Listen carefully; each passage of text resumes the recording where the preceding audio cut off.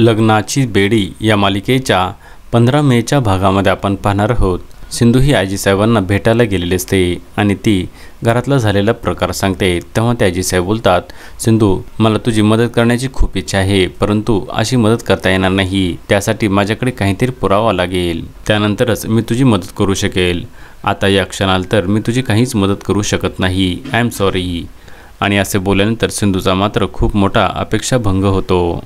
इकडे घरी आपण पाहतो, सिंधू ही सर्वांच्या समोर बोलते, आपल्या घरातील सोन्याची बिस्किटे जी चोरीला गेली होती त्याची चोरी रीना आणि अजयने केली आहे। तेव्हा सर्वजण हे आश्चर्यचकित होतात। तेव्हा रुक्मिणीला सिंधूचा राग येतो आणि ती बोलते, बस झाले सिंधू, आता यापुढे एक शब्द देखील मी ऐकून घेणार नाही। तुला सुधारण्याची या घरामध्ये खूप संधी मिळाली, परंतु सुधारण्याच्या लायक नाहीस। तू आत्ताच्या आता हे घर सोडून निघून जा, असे बोलून ती सिंधूचा हात पकडून तिला धक्का मारून घराच्या बाहेर काढते। त्याच वेळेस समोर राघव येतो आणि राघव हा सिंधूला सावरतो आणि राघवला त्या ठिकाणी पाहून घरातील सर्वजण हे अवाक होतात।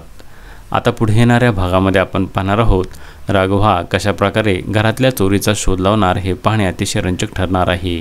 लग्नाची बेडी या मालिकेचे सर्व अपडेट्स पाहण्यासाठी आमच्या चॅनलला लाईक करा, शेअर करा आणि सबस्क्राईब करायला विसरू नका।